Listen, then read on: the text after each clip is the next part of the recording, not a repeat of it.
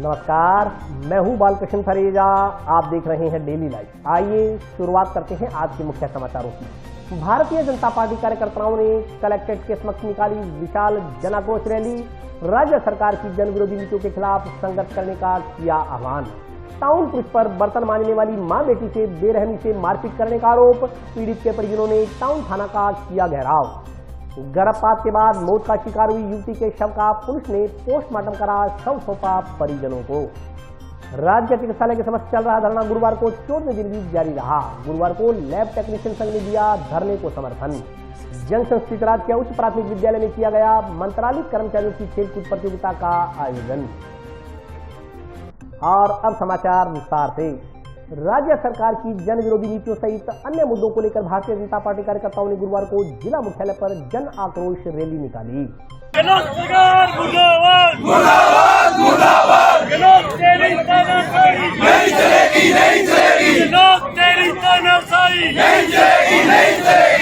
राज्य सरकार की जन विरोधी नीतियों, बदहाल कानून व्यवस्था, महंगाई, भ्रष्टाचार, किसानों से वादा खिलाफी, बिजली, पानी आदि मुद्दों को लेकर भारतीय जनता पार्टी के जिला भर के कार्यकर्ताओं की ओर से गुरुवार को जिला मुख्यालय पर जन आक्रोश रैली निकाली गई। कलेक्ट्रेट के समक्ष सभा के बाद प्रदर्शन किया गया। जिला कलेक्ट्रेट के समक्ष हुई सभा के दौरान वक्ताओं ने राज्य की गहलोत सरकार पर जमकर निशाना साधा। सभा के बाद 17 सूत्री मांगों के संदर्भ में पूर्व मंत्री डॉक्टर राम प्रताप के नेतृत्व में जिला कलेक्टर नथमल डिडेल को राज्यपाल के नाम का ज्ञापन सौंपा गया। इससे पहले जिला कलेक्ट्रेट पर भाजपा कार्यकर्ताओं ने राज्य सरकार के खिलाफ जमकर नारेबाजी की। प्रदर्शन के मद्देनजर जिला कलेक्ट्रेट के गेट पर भारी पुलिस जाब्ता तैनात रहा। जिला कलेक्ट्रेट के समक्ष हुई सभा में वक्ताओं ने कहा कि प्रदेश की कांग्रेस सरकार भ्रष्टाचार में अकंठ डूबी हुई है और प्रत्येक मोर्चे पर विफल हो रही है। यह सरकार विधानसभा चुनाव के समय किसानों से किए गए वादे से मुकर चुकी है। आज राजस्थान में सबसे महंगा पेट्रोल, डीजल व बिजली मिल रही है। इन 3 सालों में दलित महिलाओं पर होने वाले अत्याचारों के मामले में 20 से 40 गुना बढ़ोतरी हुई है। पूरे प्रदेश की जनता भाजपा की तरफ आशा भरी निगाहों से देख रही है, क्योंकि कोरोना काल में केंद्र की मोदी सरकार ने जीवन रक्षक वेंटिलेटर लोगों की मदद के लिए प्रदेशों को भेजे, लेकिन गहलोत सरकार ने कुछ वेंटिलेटर निजी अस्पतालों को तो कुछ कबाड़ में डाल दिए। ऐसी महामारी के समय भी गहलोत सरकार की संवेदना शून्य थी। ऐसी स्थिति में भी भाजपा के प्रत्येक कार्यकर्ता ने जरूरतमंदों की हर संभव मदद की। वक्ताओं ने कहा कि केंद्र सरकार 80 करोड़ लोगों को मुफ्त अन्न उपलब्ध करवाने की योजना खाद्य सुरक्षा को धरातल पर लाना चाहती है, लेकिन राज्य सरकार का 2 साल से पोर्टल बंद पड़ा है। सिंचाई आधारित जिले हनुमानगढ़ में नहरों की दुर्दशा हो रही है। 5000 करोड़ से नहर की किए जाने वाले सुदृढ़ीकरण कार्य में गड़बड़ी की गई। 5 मंत्री व खुद मुख्यमंत्री के पास मंत्रालय होने के बावजूद 3 साल से कोई भी मंत्री हरि के हेड पर नहीं गया। नारी शक्ति की सुनवाई नहीं हो रही। जिस सरकार के राज में सृष्टि की रचयिता नारी की सुनवाई नहीं हो रही, उस सरकार के राज में विकास की उम्मीद करना बेमानी है। इन सब मुद्दों को लेकर भाजपा आज सड़क पर उतरी। इस मौके पर पूर्व सिंचाई मंत्री डॉक्टर राम प्रताप, सांसद निहाल चंद मेघवाल, पीलीबंगा विधायक धर्मेंद्र मोची, संगरिया विधायक गुरदीप शापिनी, पूर्व विधायक द्रौपदी मेघवाल, भाजपा महिला मोर्चा जिलाध्यक्ष सरोज लावा, संजीव बेनीवाल, अभिषेक मटौरिया, भाजपा एससी मोर्चा प्रदेशाध्यक्ष कैलाश मेघवाल, सुशील जोशी, बलराज सिंह दानेवालिया, पूर्व जिलाध्यक्ष प्रदीप बेनीवाल, अमर सिंह राठौड़, राजकुमारी सारिया, जुगल किशोर गौड़, दीपक खाती, राम सिंह सिद्धू सहित अन्य कार्यकर्ता व पदाधिकारी मौजूद रहे। आप लोग शायद घरों में दिए जलाते, ये इतना बड़ा मामला था जिसको आदमी को रात को नींद नहीं आती। एक तो ये है, दूसरी कानून व्यवस्था है। जैसे हम आज ये जन आक्रोश रैली की है, तो ये गहलोत सरकार से सभी जनता, सभी नेतागण, सभी बच्चे, युवा और नारी शक्ति परेशान है। इस सरकार में नारी शक्ति की कोई सुनवाई नहीं है। नारी शक्ति पीड़ित है, युवा वर्ग पीड़ित है, जो लोग दलित परिवार के वो भी पीड़ित है। इस सरकार में कोई सुनवाई नहीं है। जो एक इस सृष्टि की रचयिता है नारी, उसकी इसमें सुनवाई नहीं है, तो विकास की उम्मीद इस सरकार से हम कहाँ से करेंगे। तो हम हर तरह से सरकार से परेशान है। सरकार कानून व्यवस्था हो, चाहे पढ़ाई के मामले में, पेपरों में जो गफलाबाजी की है, इससे सभी हम परेशान हैं। इसी के लिए हम ये जन आक्रोश रैली की है और जनता के बीच में भारतीय जनता पार्टी हमेशा उनके साथ रही है और हम रहेंगे। पार्टी जिला हनुमानगढ़ में इस राजस्थान की प्रदेश कांग्रेस सरकार जो भ्रष्टाचार के आंकट में डूबी, जो किसान और युवाओं से विधानसभा चुनाव में वायदा करके मुकरी, पेट्रोल, डीजल और बिजली पूरे देश में राजस्थान में सबसे महंगा, और दलित और महिलाओं पर 20 से 40 गुना इन 3 साल में मामले बढ़े हैं। तो ऐसी सरकार के खिलाफ भारतीय जनता पार्टी सड़क पर उतरी है और पूरे प्रदेश की जनता भारतीय जनता पार्टी के मुंह की तरफ देख रही है, क्योंकि कोरोना काल में जब कोई जीवन रक्षक वेंटिलेटर केंद्र सरकार ने, मोदी जी ने लोगों की जीवन रक्षा के लिए भेजे तो उन्होंने प्राइवेट हॉस्पिटलों में दे दिए और कबाड़ में डाल दिए। यानी ऐसी महामारी के समय भी इनकी संवेदना, इस सरकार की संवेदना शून्य थी। तो ऐसी स्थिति में भारतीय जनता पार्टी के प्रत्येक कार्यकर्ता ने जिससे जैसा बन सकता था उसने जरूरतमंदों की, लोगों की सेवा की। और भी जो जनहित के मुद्दे हैं, चाहे खाद्य सुरक्षा, गरीब से गरीब आदमी का भारतीय जनता पार्टी सोचती है। तो खाद्य सुरक्षा, भारत सरकार 80 करोड़ लोगों को मुफ्त अन्न उपलब्ध कराने की योजना बनाकर धरातल पर लाना चाहती है, लेकिन इनका 2 साल से पोर्टल बंद है। और मुख्य ये जो किसानी का, सिंचाई के आधारित जो जिला माना जाता है, उसमें जो इन्होंने इस नहर की दुर्दशा की है और जो हमने इसमें करीबन 5,000 करोड़ रुपए खर्च करके इस नहर का सुदृढ़ीकरण करना था, इसमें इन्होंने बहुत गड़बड़ी की है।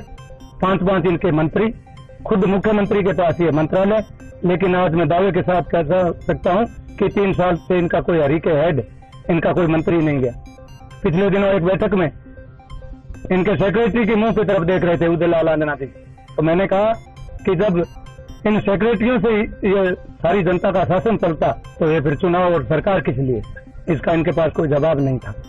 तो इन सब मांगों को लेकर अब भारतीय जनता पार्टी सड़क पर उतरी है। गरीब को भी न्याय दिलाएंगे, दलित शोषित को भी दिलाएंगे, महिलाओं को भी दिलाएंगे, किसान को भी दिलाएंगे, युवा को भी दिलाएंगे। कांग्रेस का हमेशा से दोहरा चरित्र, हर जगह ये इल्जाम लगाते हैं भारतीय जनता पार्टी पर, लेकिन इनका चरित्र सामने है। क्या संपूर्ण किसान का कर्जा माफ कर दिया? आज यूपी में प्रियंका जी कह रहे हैं सबका कर्जा माफ करेंगे। घर से जेवरात चोरी कर ले जाने के संदर्भ में दर्ज मुकदमे में एक परिवार को कथित रूप से झूठा फंसाने तथा उक्त परिवार की नाबालिग बेटी व उसकी मां के साथ थाना में बेरहमी से मारपीट करने का आरोप लगाते हुए वार्ड नंबर 45/41 के नागरिकों ने गुरुवार को टाउन पुलिस थाना का घेराव किया।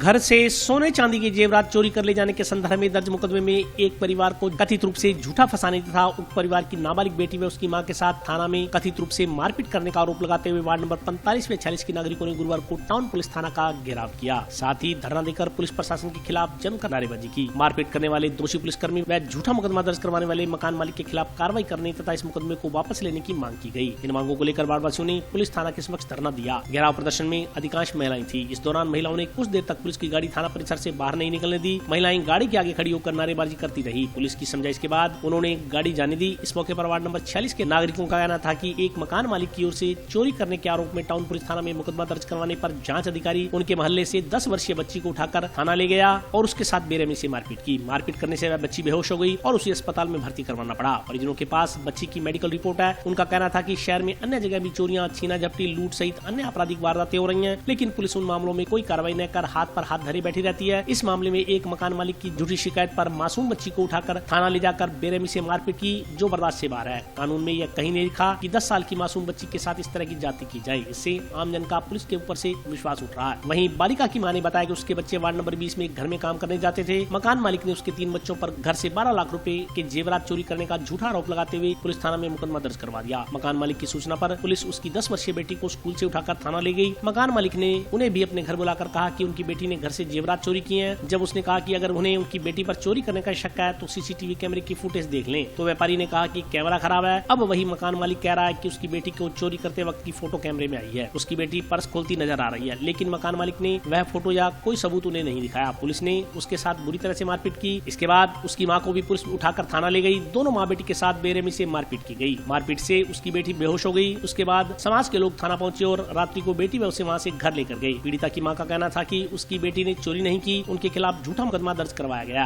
उन्होंने कहा कि वे 200-200 रुपए के लिए घरों में काम करने जाते हैं। 12 लाख रुपए की जेवरात चोरी करने का झूठा इल्जाम उन पर लगा दिया गया। हमें बताइए इसीलिए होता है, क्या सरकार तुम्हें इसीलिए तनख्वाह देती है कि किसी बच्ची को उठा करके मारो? बताओ, तुम्हें इसीलिए तनख्वाह मिलते हैं? क्या अपराधियों पे तुम ये हथकंडे अपना सकते हो? बताओ, तो बच्ची को 10 साल की बच्ची को तुमने इतना पीटा कि वो बच्ची बेहोश हो गई।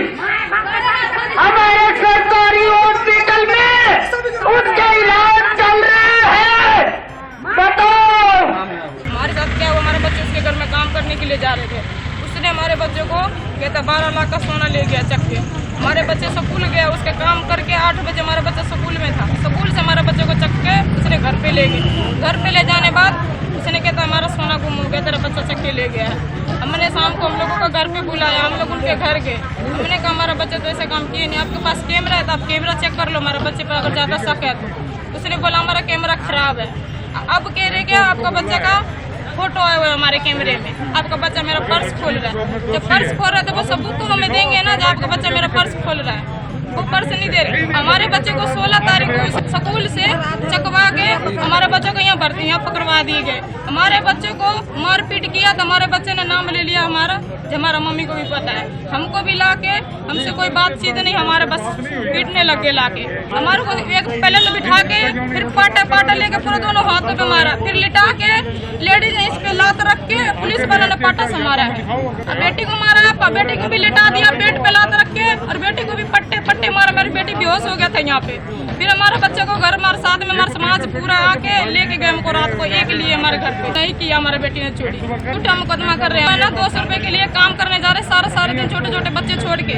हमारा 12 लाख का चीज के इंतजाम हमारे बच्चे पे झूठा इंतजाम दे रहा है। पुलिस वाले को घूस मिल रहा है, पुलिस वाला उसका गीत गा रहा है, हमारा गीत सुन ही नहीं रहा है।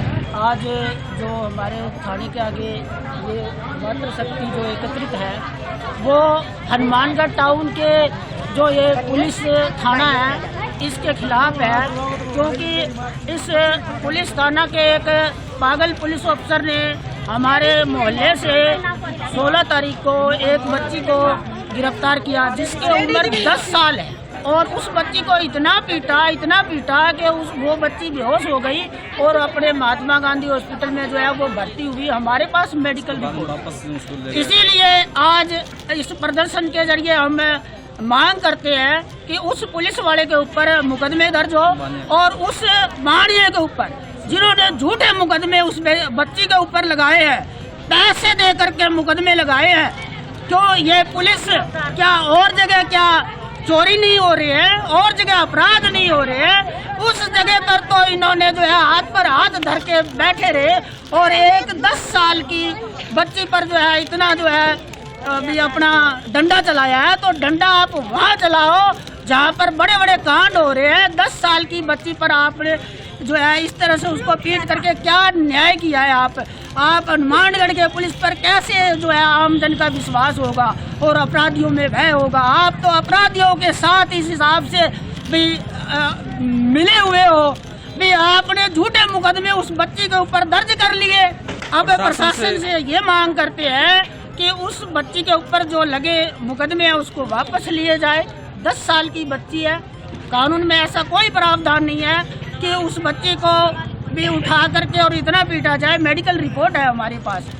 इसीलिए हम ये मांग करते हैं, आज के ये जो मातृशक्ति है इसके ओर से मांग करते हैं उस पुलिस वाले के खिलाफ मुकदमा दर्ज हो, उस वाणी को गिरफ्तार किया जाए, उस बच्ची को न्याय दिया जाए। गर्भपात के बाद तबीयत बिगड़ने से मौत होने के मामले में टाउन पुलिस ने गुरुवार को टाउन के राजकीय जिला चिकित्सालय में मोर्चरी कक्ष में रखा 18 वर्षीय युवती का शव पोस्टमार्टम करवा परिजनों को सौंप दिया। गर्भपात के बाद तबीयत बिगड़ने से मौत होने के मामले में टाउन पुलिस ने गुरुवार को टाउन के राजकीय जिला चिकित्सालय के मोर्चरी कक्ष में रखा 18 वर्षीय युवती का शव पोस्टमार्टम करवा परिजनों को सौंप दिया। मृतका के शव का मेडिकल बोर्ड से पोस्टमार्टम करवाया गया। इस संदर्भ में बुधवार को अंकित पुत्र कृष्ण कुमार निवासी शापिनी, ममता व 2-3 अन्य जनों के खिलाफ मुकदमा दर्ज हुआ है। रिपोर्ट में परिवादी ने पुलिस को बताया कि गाँव शापिनी का अंकित और ममता नामक युवती उसकी पुत्री को बहरा फुसलाकर अज्ञात स्थान पर ले जाकर गर्भपात करवाकर छोड़कर भाग गए। हालत गंभीर होने पर निजी अस्पताल में भर्ती करवाया गया, जहाँ उपचार के दौरान उसने दम तोड़ दिया। बताया जा रहा है कि युवती को गर्भपात के लिए टाउन की बरकत कॉलोनी के मकान में ले जाया गया था, जहां पर कथित नर्स और लैब टेक्नीशियन ने अवैध तरीके से गर्भपात करवा दिया, जिससे युवती की हालत गंभीर होने पर उसे निजी चिकित्सालय ले जाया गया, जहां चिकित्सकों ने उसे मृत घोषित कर दिया। पुलिस ने धारा 314, 315, 120 बी के तहत मामला दर्ज किया है। मामले की जाँच उप निरीक्षक पूर्ण सिंह कर रहे हैं। मैं लड़की का भाई हूँ और लड़की को परसों रात को लड़का और उसके साथी जो भी है वो ममता नाम बता रही है अपना, वो उसको बेला प्लस ला के लेके आए हैं। उसके साथ पता नहीं अब रात को उन्होंने क्या किया है क्या नहीं किया। कल 2:30 बजे वो हॉस्टल में लेके आए थे। हॉस्टल से हमारे पास फ़ोन गया कि ये इस नाम की लड़की है, क्या है, ये डेड हुई है। तो उसके बाद हम पुलिस वालों के फ़ोन से उनके पुलिस थाना पहुंचे और लड़की की पहचान की। अभी उस पर देख रहे हैं कि उन कार्रवाई, अभी तक आरोपियों को गिरफ्तार नहीं किया गया है। एक तो है अंकित कुमार, उसके पिता का नाम कृष्ण लाल है, शाहपणी के गांव का है वो, और एक ममता नाम की नर्स है। ऑपरेशन की ही, हमें भी ऑपरेशन का ही शक लग रहा है कि ऑपरेशन कराने के चक्कर में इन्होंने बरकत कॉलोनी में ले जाके अपने रूम में क्या ऑपरेशन करवाया है, कि बलात्कार करने की कोशिश की है, क्या उम्र 18 साल की है। ये पुलिस से हम जल्द से आरोपियों को गिरफ्तार करने की मांग कर रहे हैं कि जल्द से जल्द उनको आरोपियों को गिरफ्तार किया जाए, उनके साथ कड़ी से कड़ी कार्रवाई की जाए, जो हमारी बहन के साथ है और किसी के साथ ना हो। आज हमारे पास सुबह पुलिस थाना मानगढ़ टाउन की तरफ से तहरीर प्राप्त हुई, जिस पर मेडिकल बोर्ड का गठन करके पोस्टमार्टम किया गया और मेडिकल बोर्ड के सदस्य डॉक्टर विनोद मावंडिया एवं डॉक्टर हरताशा चौधरी थे और पीएमओ साहब द्वारा बोर्ड का गठन किया गया, जिसके द्वारा हमने मिलकर इसका पोस्टमार्टम किया। आया नहीं जा सकता है, अभी सैंपल लेकर भेजे हैं, जब तक सैंपल विसरा की रिपोर्ट सारी नहीं आती है तब तक कुछ भी नहीं। दिनांक 8/12/2021 को राम प्रताप कुमार निवासी मिर्जेवाड़ा ने शाम को रिपोर्ट दी, जिस पर मुकदमा दर्ज किया गया कि मेरी पुत्री सुमन जो घर से लापता थी, मैंने उधर उसकी तलाश की तो हनुमानगढ़ में पता चला कि वो इसारिया हॉस्पिटल से राजकीय चिकित्सालय में है। इस बाबत मालूमात करने पर 8 तारीख को पता चला कि वो उसकी मृत्यु हो चुकी है। इस पर वारिसान ने मुकदमा दर्ज कराया। जुर्म 314, 315, 120 BIPC में दर्ज अभियोग पंजीबद्ध हुआ। आज वारिसान के आने पर मृत का सुमन का पोस्टमार्टम करवाया गया। पोस्टमार्टम करवा कर लाश को वारिसान पे सुपुर्द की गई है और अभी अनुसंधान किया जा रहा है। हाँ, घटना का भी निरीक्षण किया है और FSL टीम को भी वहाँ मौका पर बुलाया था। जो भी आगे अनुसंधान से निष्कर्ष निकलेगा मुलजिमान को जल्दी कवर किया जाएगा। एक महिला गुरुवार को अपने बीमार पति का इलाज करवाने की मांग को लेकर जंक्शन स्थित भगत सिंह चौक की दीवार के साथ धरने पर बैठ गई। इस दौरान मुख्य चिकित्साधिकारी ने मौके पर पहुंचकर महिला के पति को राजकीय जिला चिकित्सालय में भर्ती करवाया।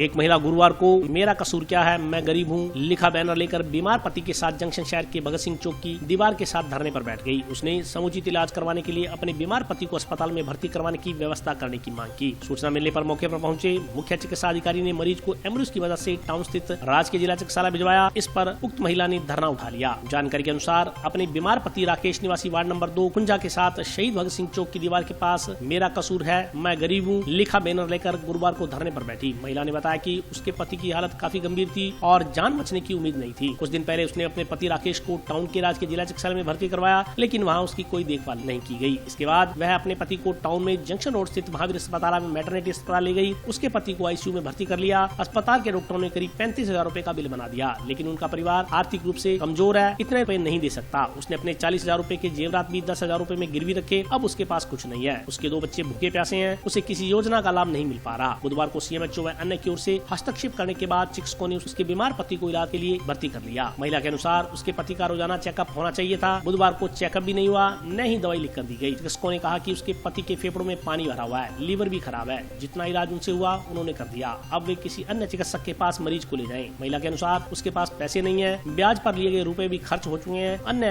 अस्पताल में अपने पति का इलाज करवाने में असमर्थ है। उसने जिला प्रशासन से उसके पति का निःशुल्क इलाज करवाने की व्यवस्था करवाने की मांग की। इस संदर्भ में सूचना मिलने पर मुख्य चिकित्सा स्वास्थ्य अधिकारी डॉक्टर नवनीत शर्मा मौके पर पहुंचे। दूसरी ओर मक्कासर के गो मित्र मंडल संस्था के सदस्यों ने महिला को अस्पताल पहुंचाने तथा उसके इलाज के लिए अधिकारियों को सूचित करने में अपनी भूमिका निभाई।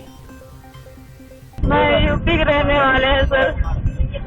मेरा नाम मेरे पति राकेश है। इनकी तबीयत खराब बहुत।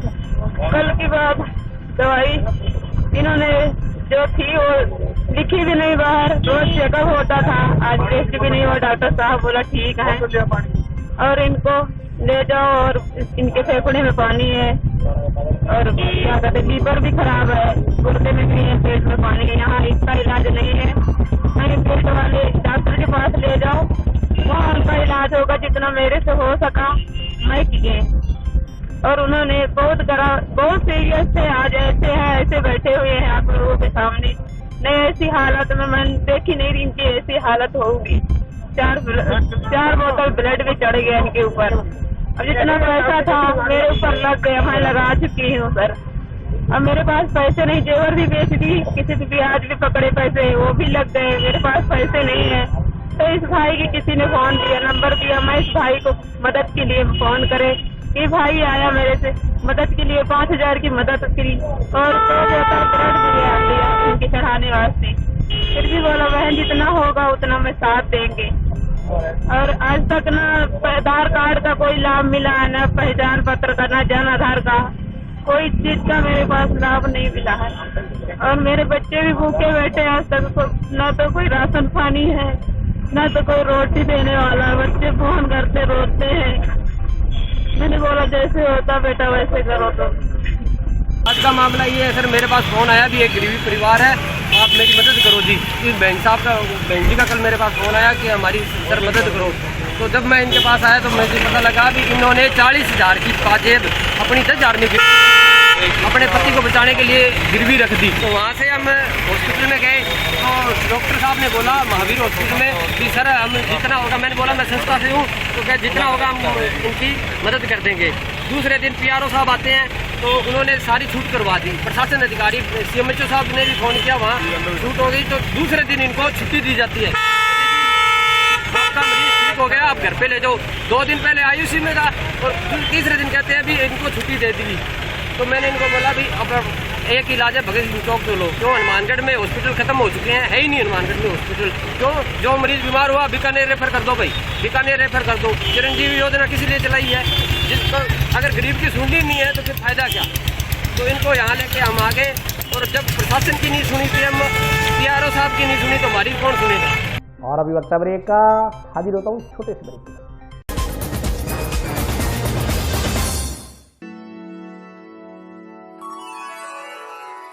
यूं तो कई बार मुझे हंसते देखा है,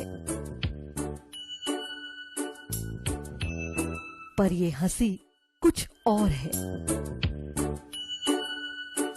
ये गहना मुझ पर जचता है, पर ये महज एक गहना नहीं, ये रूपरेखा है मेरे मन की, हंसती खिलखिलाती लहरों की,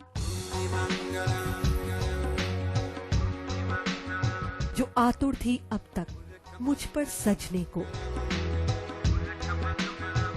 इसलिए ये गहना ही मेरा सच्चा श्रृंगार है, श्रृंगार है, श्रृंगार है।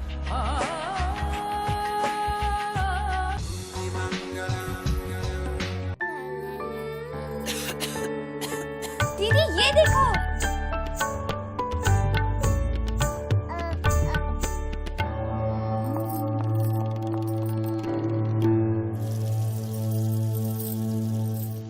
नोवेल कोरोना वायरस बीमारी को फैलने से रोका जा सकता है।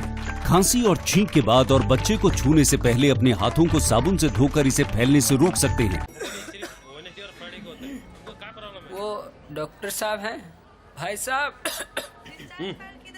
खांसी और बुखार था, सोचा चेक करवा लूं।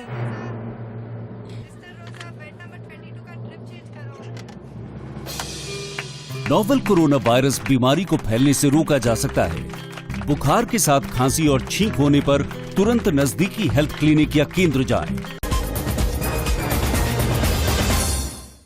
ब्रेक के बाद स्वागत है। आइए नजर डालते हैं अगले समाचारों पर। मंत्रालय कर्मचारियों की खेलकूद प्रतियोगिता का आयोजन गुरुवार को जंक्शन स्थित राजकीय उच्च प्राथमिक विद्यालय में किया गया। राजस्थान मंत्रालय कर्मचारी महासंघ की खेलकूद प्रतियोगिता का आयोजन जंक्शन स्थित राजकीय उच्च माध्यमिक विद्यालय में किया गया। मंत्रालय कर्मचारी महासंघ के जिलाध्यक्ष इंद्रजीत शर्मा ने बताया कि कोविड के कारण 2 साल से कर्मचारियों की प्रतियोगिता आयोजित नहीं हुई थी। उन्होंने बताया कि प्रतियोगिता का उद्घाटन मुख्य शिक्षा अधिकारी श्रीमान वीरेंद्र कुमार द्वारा किया गया। उन्होंने बताया कि इस प्रतियोगिता से चयनित मंत्रालय कर्मचारी मंडल स्तर के आयोजित होने वाले खेलों में भाग लेंगे। मंडल स्तर से चयनित होने वाले खिलाड़ी राज्य स्तर पर आयोजित होने वाली प्रतियोगिता में हिस्सा लेंगे।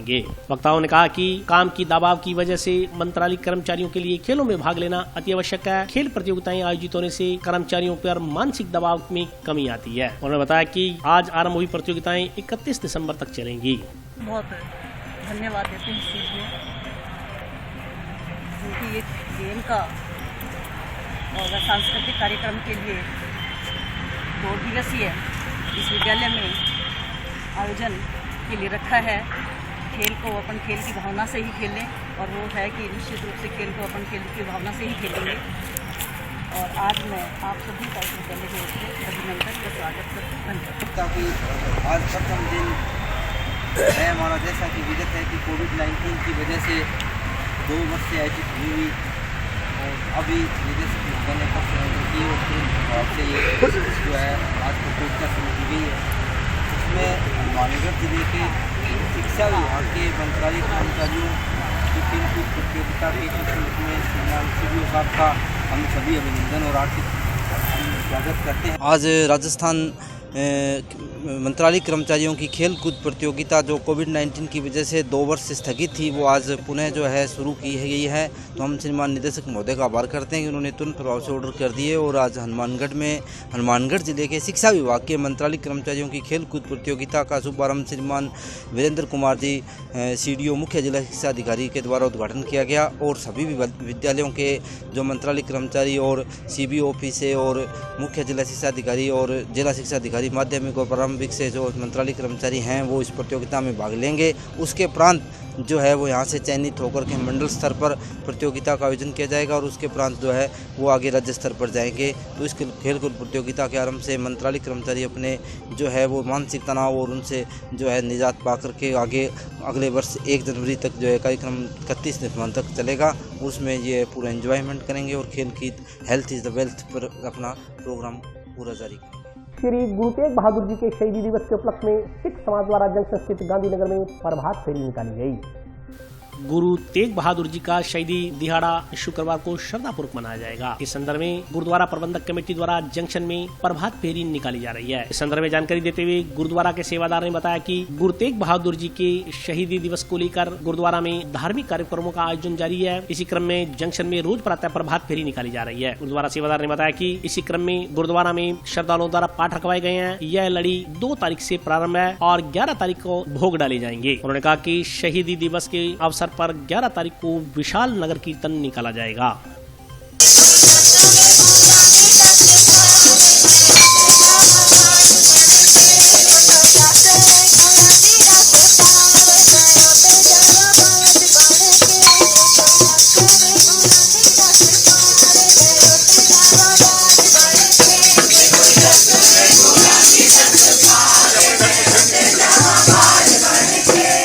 गुरु तेग बहादुर जी शहीदी दिहाड़े मनाने हरेक तरह हर साल की तरह एंटी भी समूह संगत ने एकत्र होकर जो प्रभात फेरी 1 तरीक तो चालू जो 10 तरीक कल समाप्त है। ये बलांड जो पाठा की लड़ी चल रही है 2/11 तो चालू है, जिसकी समाप्ति 1/1/2022 होगी। धन मेरे शहनशाह गुरु तेग बहादुर जी का जो शहीदी दिहाड़े के बलांड 11 तरीक विशाल नगर कीर्तन है और 12 तरीक उन्होंने भोग पाएंगे। भोग के बहुत ढाडी जड़ी संत महात्मा पहुँच रहे हैं। संत बाबा आत्मा सिंह जी मरेना वाले जो उत्थे पहुँच रहे हैं, जिन्हों का समा 10 तो 12 तक है। समूह संगत को बेनती है कि होम आके गुरु घर आके गुरबाणी सरवण करके अपना जीवन सकड़े। SKD विश्वविद्यालय में 5वीं वेस्ट जोन T20 मूक बधिर प्रतियोगिता का शुभारंभ शुक्रवार को किया गया। SKD विश्वविद्यालय के खेल मैदान पर गुरुवार को 5वीं वेस्ट जोन T20 मूक बधिर क्रिकेट प्रतियोगिता का शुभारंभ हुआ। कार्यक्रम के मुख्य अतिथि अतिरिक्त समाज कल्याण अधिकारी विक्रम सिंह शेखावत थे। विशिष्ट अतिथि विश्वविद्यालय कुलपति SK दास, प्रशासक छतरसाल सिंह राघव थे। कार्यक्रम की अध्यक्षता विश्वविद्यालय के कुलपति दिनेश जुनेजा ने की। प्रतियोगिता का प्रारंभ अतिथियों द्वारा खिलाड़ियों का परिचय लेकर व प्रथम बॉल खेलकर किया गया। कार्यक्रम को संबोधित करते हुए विश्वविद्यालय के कुलपति दिनेश जुनेजा ने कहा कि दिव्यांग खिलाड़ी समय को किसी भी स्थिति में कमजोर न समझे, अपने इरादे बुलंद रखते हुए कठिन से कठिन चुनौतियों का सामना करते हुए उपलब्धियां अर्जित करें। उन्होंने कहा कि हम सभी की जिम्मेवारी है कि ऐसे प्रतिभावान एवं होनहार खिलाड़ियों को प्रोत्साहित करें तथा उन्हें खेल के मैदान में और अधिक उल्लेखनीय उपलब्धियां प्राप्त करने के लिए सकारात्मक माहौल तथा वातावरण उपलब्ध करवाएं। कार्यक्रम को संबोधित करते हुए जिला समाज कल्याण अधिकारी विक्रम सिंह शेखावत ने कहा कि मूक बधिर बच्चे किसी भी क्षेत्र में कम नहीं है, आवश्यकता केवल उन्हें सही समय पर प्यार से सही मार्गदर्शन देने की है। प्रतियोगिता में राजस्थान खेल बधिर संस्था के अध्यक्ष जितेंद्र सिंह व महासचिव प्रवीण कुमार, आयोजन समिति भवानी शंकर, अध्यक्ष हरीश चंद्र सोनी आदि अन्य लोग मौजूद रहे। वेस्ट जोन प्रतियोगिता है जिसमें 6 टीमें भाग ले रही है, राजस्थान, गोवा, महाराष्ट्र, मध्य प्रदेश, गुजरात। तो ये हनुमानगढ़ में पहली बार करवाई जा रही है और इनका जो संघ है वो भी अब की बार लगभग 2 साल पहले बन गया था, तो उसके बाद में कोई टूर्नामेंट नहीं दिया इन्होंने। तो ये पहली बार ही करवा रहे हैं। तो टिकंडम है, मूक बधिर है, बोल नहीं सकते हैं और ये इनके द्वारा ही करवाई जा रही है। ऑल इंडिया स्पोर्ट्स के तत्वाधान में हो रही है। तो बस आज का उद्घाटन हुआ है। उद्घाटन में राजस्थान और मध्य प्रदेश की टीम का मैच हुआ था। हनुमानगढ़ जिले में श्री कुशालदास विश्वविद्यालय ने जो अंतर्राष्ट्रीय प्रमाणिकता का मैदान तैयार किया है, यह मैदान इस इलाके के अंदर एक वरदान सिद्ध हो रहा है। इसी कड़ी के अंदर 9 से आगामी 12 दिसंबर तक हमारे यहाँ पर राष्ट्रीय लेवल का वेस्ट जोन 5वां जो टूर्नामेंट है राष्ट्रीय स्तर का मुख बघीर से संबंधित यहाँ आयोजित हो रहा है।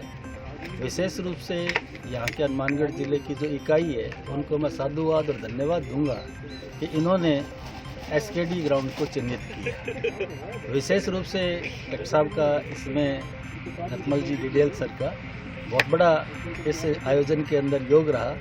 आपने सभी व्यवस्थाएं इनको सुनिश्चित करके दिलवाई है और एसकेडी यूनिवर्सिटी के ट्रस्टी श्री बाबूलाल जी जोनेजा का मैं विशेष आभार व्यक्त करता हूं कि आपने इन खिलाड़ियों के निमित्त जो भी इनकी व्यवस्थाएं दिन भर रहेगी वो यहाँ से संचालित है। 5 वेस्ट जोन 5 जोन क्रिकेट की चैंपियन एक्टिविटी कहाँ पर हनुमानगढ़ में आज तक चालू है। 9 तारीख से 12 तारीख तक दिसंबर।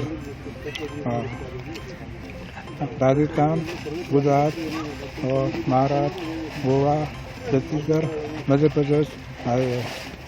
यहाँ पर क्रिकेट के मैच हो रहा है। खिलाड़ी बाहर से आए हैं और हनुमानगढ़ भवानी तनकर जी ना जो ऑर्गेनिक दूध हनुमानगढ़ है और पहली बार मैं खेला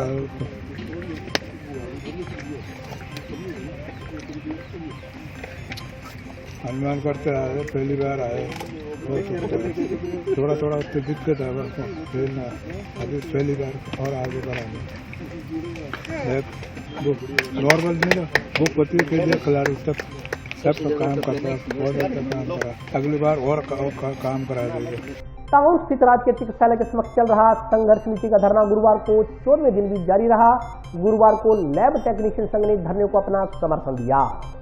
जिला अस्पताल के सामने चल रहा अस्पताल बचाओ संघर्ष समिति का धरना गुरुवार को 14वें दिन भी जारी रहा। गुरुवार को लैब टेक्नीशियन एसोसिएशन ने धरने को अपना समर्थन दिया। इस मौके पर शांतिपूर्ण धरने पर बैठे लैब टेक्नीशियन ने कहा कि अस्पताल को टाउन से जंक्शन ले जाना टाउन के लोगों से धोखाधड़ी है और सरकार को यह धोखाधड़ी नहीं करने दी जाएगी। गुरुवार को CDS army chief of defence Bipin Rawat के निधन की वजह से धरने पर कोई नारेबाजी नहीं की गई। इस दौरान 2 मिनट का मौन धारण कर देश के अमर शहीद सैनिक बिपिन रावत को श्रद्धांजलि अर्पित की गई।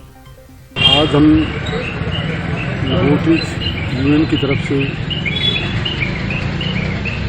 डिस्ट्रिक्ट हॉस्पिटल बचाओ आंदोलन के तहत शांतिपूर्वक धरना दे रहे हैं और कल खबर मिली थी कि हमारे बहुत बड़े नायक रावत जी का हेलीकॉप्टर क्रैश में आकस्मिक निधन हो गया और उनके प्रति श्रद्धांजलि प्रकट करते हुए 2 मिनट का सभी लोगों ने खड़े होकर श्रद्धांजलि दी और हम उसकी आत्मा को शांति के लिए सभी लोग। हमारा जो राजकीय जिला चिकित्सालय है जिसको कि मेडिकल कॉलेज के साथ शिफ्ट करने का राज्य सरकार और सरकारों का जो चल रहा है उसके विरोध में हम लोग सामूहिक रूप से धरने पर बैठे हैं। साथ हमारा ये जिला चिकित्सालय उस मेडिकल कॉलेज के साथ शिफ्ट न करके यहीं रखा जाए। और जैसे ही हमें पता चला कि हमारे बिपिन जी रावत का आकस्मिक निधन एरोप्लेन क्रैश में हो गया तो उनके आत्मा की शांति के लिए आज का हमारा जो सामूहिक धरना है बड़ा ही 2 मिनट मौन के साथ शांति प्रिय रखा गया। ऐसा सर अगर जिला चिकित्सालय हनुमानगढ़ टाउन से मेडिकल कॉलेज के साथ शिफ्ट हो जाता है तो हम लोगों का हमारे हनुमानगढ़ टाउन का हमारे आसपास के इलाके का बहुत बड़ा नुकसान है। हम नहीं चाहते कि ये चिकित्सालय वहाँ शिफ्ट किया जाए। हम तो यही चाहते हैं कि इस चिकित्सालय को यही रखा जाए और इससे आगे की जो सुपर स्पेशलिटी व्यवस्थाएं हैं वो वहाँ स्थानांतरित कर दी जाए। लैब टेक्नीशियन क्या सर हमारा medical store plus lab technician हमारी लेबोरेटरियों का हमारे बाजार का बहुत बड़ा भारी नुकसान होगा। हमारा जो हनुमानगढ़ शहर एक ग्रामीण की तरह परिवर्तित हो जाएगा। आज हॉस्पिटल के अंदर जो लोग अपने इलाज के लिए आते हैं तो स्वाभाविक है कि वो लोग बाजार से भी अपना घर परिवार का सामान, नमक, मिर्च, कपड़ा वो भी खरीदते हैं, जिससे हमारे व्यापारीगणों का, हमारे शहर का बहुत बड़ा नुकसान होगा और हमारा भी बहुत ही बड़ा नुकसान होगा। आज देश को बहुत बड़ा नुकसान हुआ है। हमारे शहीद हुए जवानों को उनको श्रद्धांजलि दी। आज धरना प्रदर्शन कुछ नहीं, आज सभी के सभी को उनको श्रद्धांजलि के रूप में 2 मिनट का मौन करवाया और टेक्नीशियन यूनियन जो है वो आज धरने पर। रात के लिए बस इतना ही। कल फिर हाजिर होता हूँ नए समाचारों के साथ। तब तक के लिए नमस्कार।